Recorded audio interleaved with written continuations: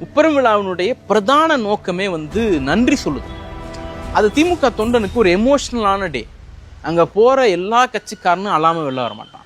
அண்ணா நகர் பகுதியை சேர்ந்தவர், ஒரு சாதாரண டீ கடையில தொடங்கின வாழ்க்கை. நீங்க கட்சியே டீ கடையில் தொடக்கப்பட்ட கட்சி தான். டீ கடையும் சலூன் கடையும் தான் இந்த கட்சியினுடைய உயிராதாரங்களாக இருந்திருக்கின்றன. அப்படிப்பட்ட ஒரு டீ கடையிலிருந்து எழுந்து வந்த மனிதர். அண்ணா நகரினுடைய பகுதி செயலாளராக பணியாற்றியவர்.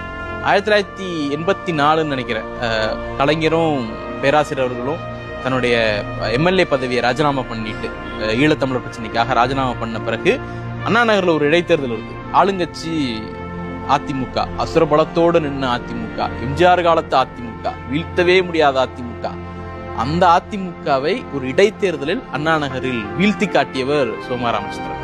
இன்னைக்கு இது நூற்றாண்டவர், 100 வயது.